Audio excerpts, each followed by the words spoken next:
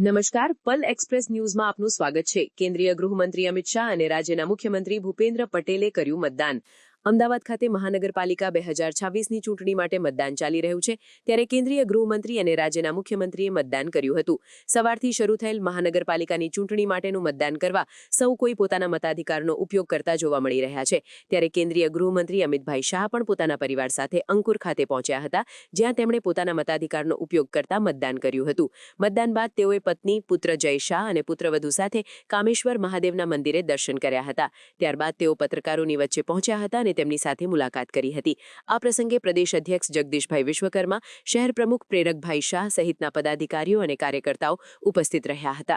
તો બીજી તરફ રાજ્યના મુખ્યમંત્રી ભૂપેન્દ્રભાઈ પટેલે રાજ્યમાં સ્થાનિક સ્વરાજ્યની સંસ્થાઓની ચૂંટણીઓ માટે અમદાવાદના શિલજ ખાતેની પ્રાથમિક શાળાના મતદાન મથકેથી પોતાના મતાધિકારનો ઉપયોગ કર્યો હતો।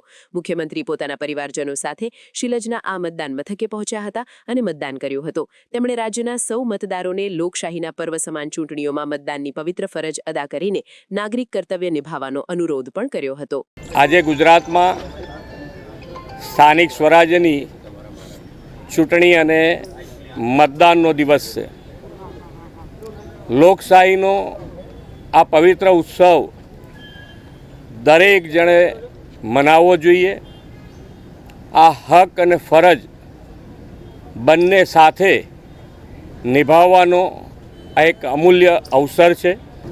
ગરમી પણ છે, સાથે સાથે રજાનો દિવસ છે, બંને સાથે છે એટલે થોડુંક હોય, પણ મને લાગે છે ત્યાં સુધી બધા હવે શરૂ થશે વોટિંગ 9 વાગ્યા પછી। રવિવાર હોય એટલે રજાનો દિવસ હોય એટલે આપણે બધાને જ ફરીથી અપીલ કરું છું કે ગરમી હોય, લગ્નગાળો હોય, બધું જ હોય, છતાંય આપણો પવિત્ર મત અવશ્ય આપવો જોઈએ।